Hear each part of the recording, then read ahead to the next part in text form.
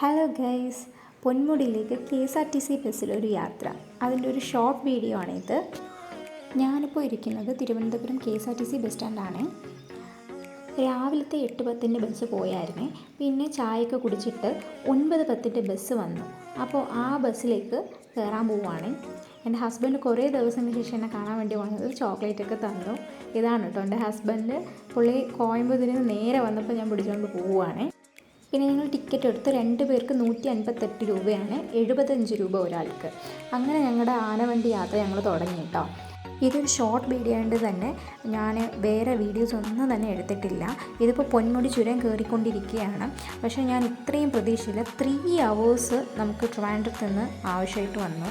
എനിക്കാണെങ്കിൽ എന്താ പറയുക, ചിലവർക്കൊക്കെ ഉണ്ടാവുമല്ലോ ഈ വോമിറ്റിങ്ങിൻ്റെ പ്രശ്നം. അതുപോലെ നല്ല പ്രശ്നം ഉണ്ടായിരുന്നു. ഞാൻ പിന്നെ കണ്ണും മൂടി അങ്ങോട്ട് ഇരിക്കുമായിരുന്നു കേട്ടോ.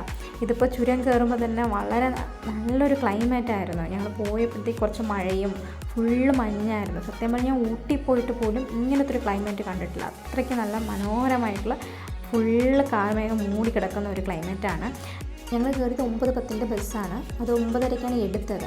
ഈ ബസ്സിൽ കയറുമ്പോഴുള്ളൊരു പ്രത്യേകത എന്ന് വെച്ചാൽ നമുക്ക് ഇത് ഗസ്റ്റ് ഹൗസിൽ കയറിയിട്ടാണ് പോകുന്നത്. അവിടെ നിന്ന് ഊണ് കഴിച്ചിട്ട് നമുക്ക് പോവാം. കാരണം തണുപ്പൊക്കെ ഇല്ല. പിന്നെ അവിടെ ഹൈ റേഞ്ച് കയറിക്കഴിഞ്ഞാൽ നമുക്കവിടെ കടയൊന്നുമില്ല. അപ്പോൾ അടിപൊളി നല്ലൊരു ഊണായിരുന്നു. ഊണ് കഴിച്ചിട്ടാണ് നമ്മൾ പിന്നെയല്ലേ നമുക്ക് എനർജി ഉണ്ടാവുള്ളൂ.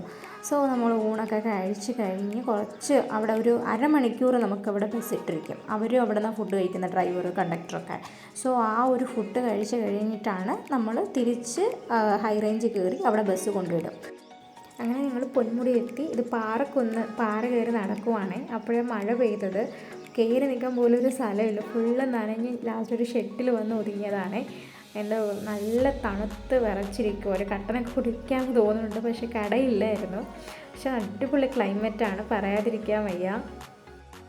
ഇനി 2:40 ബസ്സുണ്ട്, വേണമെങ്കിൽ തിരിച്ചു പോകാം. ഞങ്ങൾ 3:45 ബസ് വരുമെന്നാണ് പറഞ്ഞത്. എടുക്കുമ്പോൾ 4 മണി. അതിന് നമ്മൾ തിരിച്ചു പോകാൻ തീരുമാനിച്ചിരിക്കുന്നത് കേട്ടോ. അപ്പോൾ എൻ്റെ ഒരു അഭിപ്രായത്തിൽ രാവിലെ 8:10 ബസ് കയറുന്നതിനേക്കാളും 9:10 ബസ് കയറുകയാണെങ്കിൽ നമുക്ക് ഫുഡ് കഴിച്ചിട്ട് നമുക്കിവിടെ വന്നിട്ട് എൻജോയ് ചെയ്തിട്ട് 4 മണിക്കുള്ള ആ ബസ്സിൽ തിരിച്ച് ട്രിവാൻഡ്രത്തേക്ക് പോവാം. അതായിരിക്കും ബെറ്റർ. കാരണം നമുക്ക് വഴിയിൽ കടയും കാര്യങ്ങളൊന്നും തന്നെ ഇല്ലല്ലോ. ഞങ്ങൾ കയറി നടന്നു, നല്ല തളർന്നായിരുന്നു.